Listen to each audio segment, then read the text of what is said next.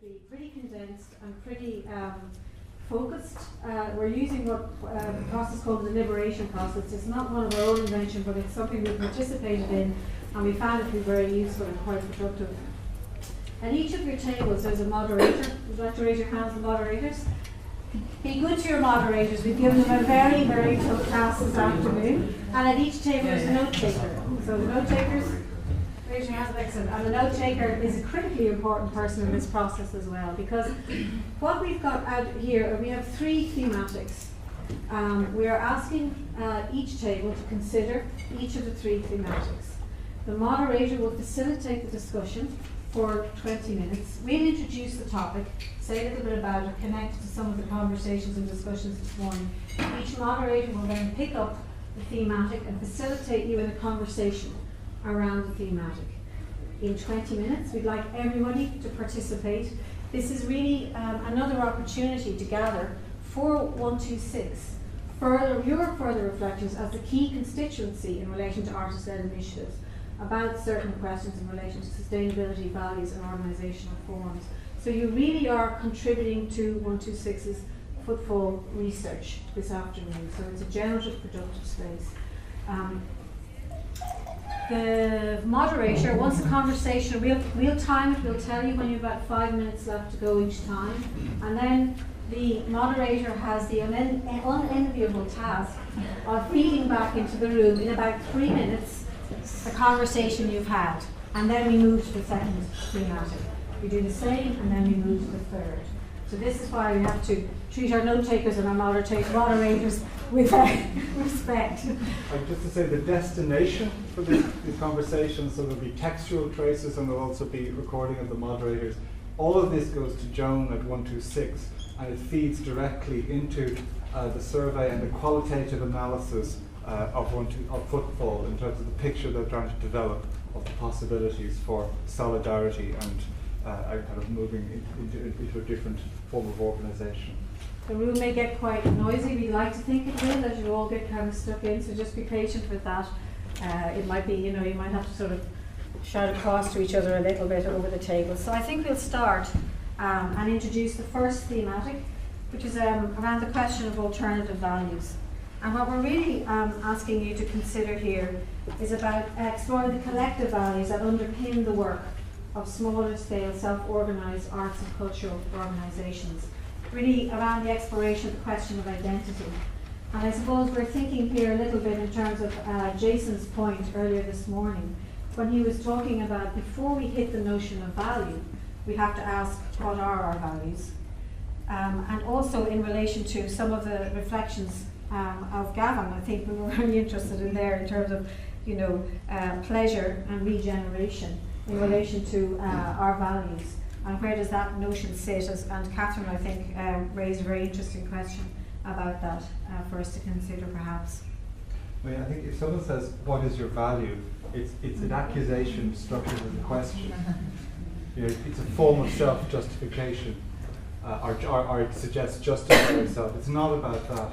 It's really about the kind of the shared but maybe unspoken, maybe the language. Even one of the questions used the word initiative, and maybe that term initiative in terms of art that isn't the word. Maybe that's been co-opted by other forms of discourse. Is that the way to describe what's going on here? So there is something about developing. I think new language is very ambitious, but certainly to sort of maybe try and figure out what the semiotic soup might be in terms of constituting artist-led, smaller scale artistic and cultural practice. So it's very much about the value system rather than a discourse of justification. Okay, so I think on that note, we'll pass over now to the moderators.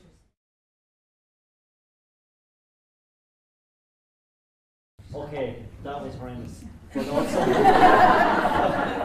also really good. So, the 4 questions: who we are. So this was kind of very loosely. So the table, each individual. Anyway, keep going. We didn't get consensus. Sorry, don't blow up. Don't worry. We don't want to lose you at this stage. It's okay. So we choose to be anonymous. We see trying to fit in as a problem. If you're nebulous, you can be more of a loose cannon. We are there to challenge in a provocative way instead. When many people are not thinking of the value of collectivity, perhaps people are leaning towards an easier way of presentation, of promotion and platform, which is kind of what's going on around us. We try to root ourselves in an organic way through friendship and support. How can we bring these forward? There's possibly limitations within the definition of artist-led, and these can be too focused on just the exhibiting of work solely through presentation, and losing the focus on more the area of production.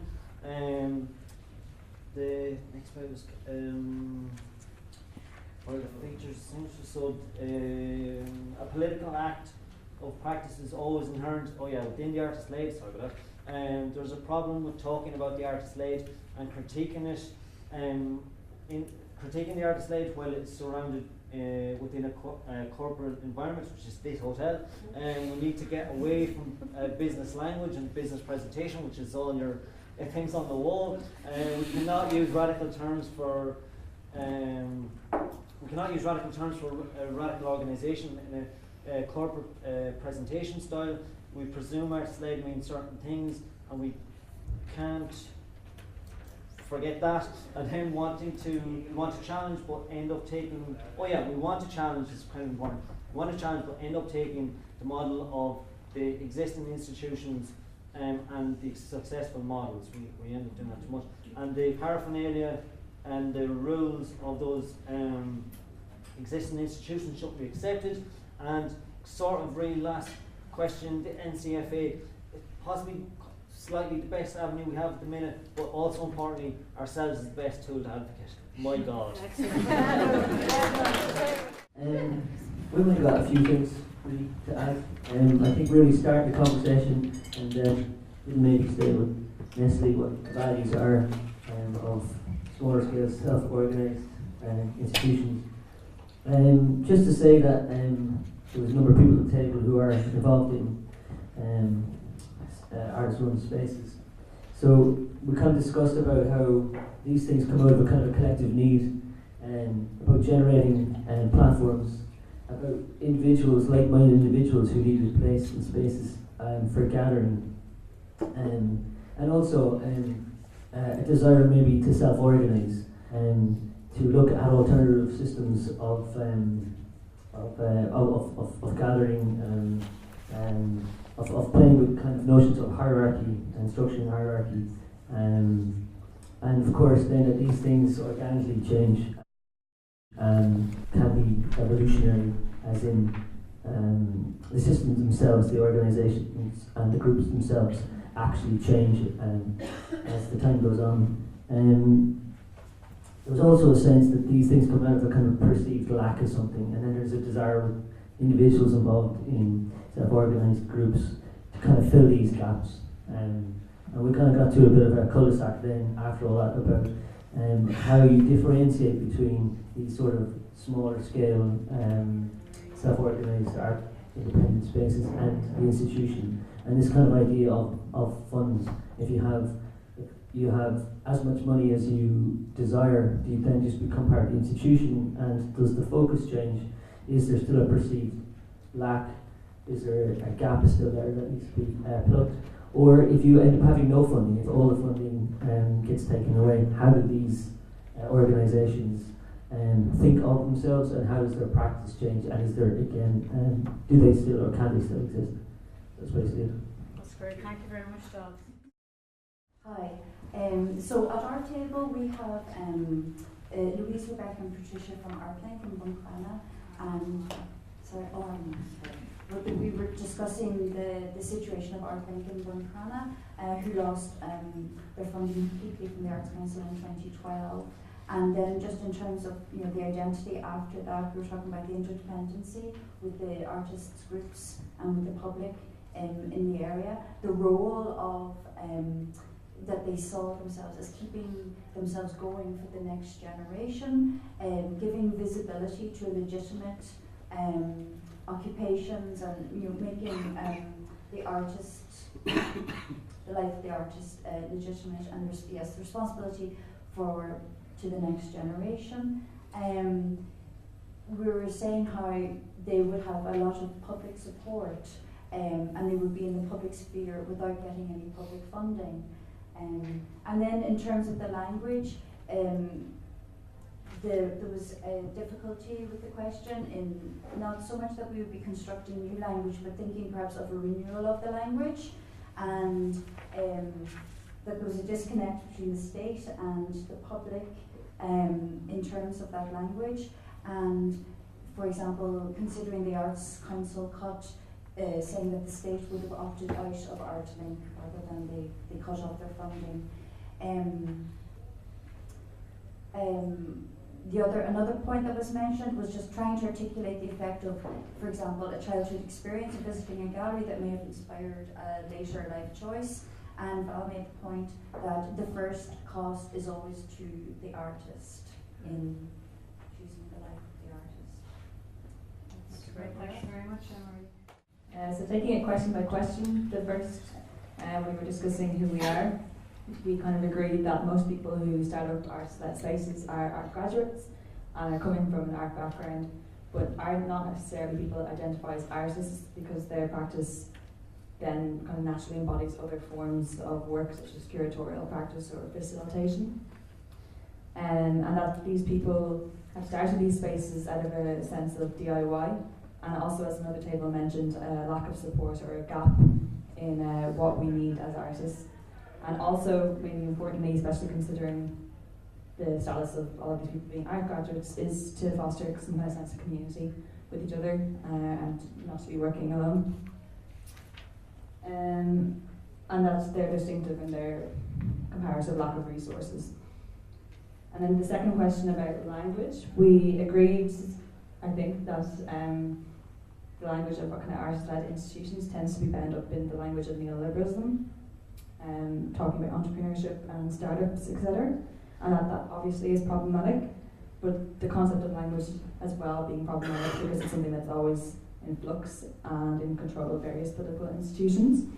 And that maybe what is necessary for us to do is to reappropriate or find a new model of language that suits us and that we have control over, and that we have the power to frame ourselves the way we want to be framed, but also fundamentally that language is about communicating things to people and therefore has to be understood in some way, so maintaining some kind of sense of communication inherent in that. And then the third question about what distinguishes us from other organisational forms. There was talk about kind of lack of consistency in the models of artist-led spaces, and that everyone has their own individual models. For example, in 126 and Catalyst, their rolling board member of 2 years is very different to other forms of artist-led spaces around the country. That they don't have a lot of staff compared to larger institutions, but they're kind of unanimously linked in their not-for-profit stance. And then the last question about how we can advocate for recognition and resources. We talked about the need to describe our work and what it is that we do in ways that we're doing right now. And then secondly, following on from that, to describe our worth and the value of what we do. And for these descriptions to reach people who don't understand or aren't clued into the kind of strange kind of work that we do as artists. And that was this. Hello, my name is Christina. To go again through the questions really one by one, one of the things I should point out that the people that are here at the table today are all either current or previous 126 board members and are all practicing artists in either Engage, 126, Art Space. So when the first question is, who are we? The answer was, well, we are all here. So the question to question one, who are we? Fluid, we're the board members, we have fresh ideas and blood, we're like-minded people who share space, we share ideas and support. We're a platform for emerging artists, so it's a starting place and a safe place, but also we provide support to artists at different stages of their career. We're a space that shows contemporary and different work, not the standard contemporary. We're innovative and a vital service that is provided, and it's different to the commercial gallery, and that it's more socially engaged. So I asked the group for some keywords as well. The keywords we have are we're a hub, a service, a platform, a springboard, we're support, we're community, we're innovative, we're risk-taking, and as has been mentioned before, we're gap-filling, we're filling a gap in the market. Question two, can we construct new language to communicate what is different about smaller arts-led arts and cultural initiatives? The need to construct a new language, first we have identified that there is a need to construct a new language and to identify what is the older language. We feel that it needs to change, to reflect change, needs to move with the times, and language is it to explain to non-artists, is there a communication to general audience? We were kind of trying to figure this out, and then we discovered that we've been talking a lot today about policy, so there's the policy making language. We need to kind of figure out about trend setting. So we need to enlarge the practice of different language to be inclusive. How do we talk about ourselves and what organisations like 126 do? How do we talk about the work? How do we talk about understanding, identification, fluency, transparency, communication? So there has to be a tailoring of language. We decided that it should be universal, a recognition that others need to be educated also. And the reality depends on what your aims are. You need to be able to talk differently, and this is a key feature. Final question, or third question 3. So what are the features that distinguish us from other organisational forms? So we have a good few of these and they're quite succinct. We're a non-for-profit, a volunteer-based organisation. The volunteers benefit from dedicated volunteership and they get something that informs what they practice and will help them in their career. There's direct access to opportunities, so it's a place to make your own success. And this is obviously we've got artists sitting at the table, and this is a very important factor in everybody's opinion, was the notion of ownership and control. Visualization, we have an acute idea. We create our own constitution. The art pieces are sometimes not for sale, so it really is art for art's sake. There's something very culturally pure, and there's culturally pure engagement. And it's a huge hub and stepping stone. There's an educational purpose to what we do. It's a learning experience. And Marcel described it as almost like a practical MA. Finally, question 4, the conceptual tools. There are 3 of these. There's visibility, accessibility, and research. So visibility is the media and town are made aware when events are on. Accessibility at a tangible level for all groups within society, so that all groups should be recognised and brought into the space. Research, people respond well to the beginning, middle and end aspect of research, so it kind of opens up a line of invisibility and forms of publicity. We did have one kind of critical thing to say about 126, which was who is the audience, that perhaps that hasn't been identified as much, but there are the same faces that attend all of the same things, and that we could do more to change that. So we started off, I suppose, with who are we, and that we couldn't really define that in a sense of one particular model, that it's filling gaps in the area, filling the void, which was brought up before. Areas around who is determining culture, policymakers, there's instrumentalisation going on there. That ran into kind of going on about talking about pop-up culture, things being hijacked and branded. That the use of these kind of spaces for council and other things. So language being hijacked as well. So we got into constructing a new language. So we're visual people, visual artists. Can we use a visual language? Can we use art as a language? And not try and translate what we're trying to say on their terms, because that's not working. And why we're using particular models such as the 126 and capitalist art and things like that it's searching for security. That we're looking for something to make it long term and not just something short term that isn't valued.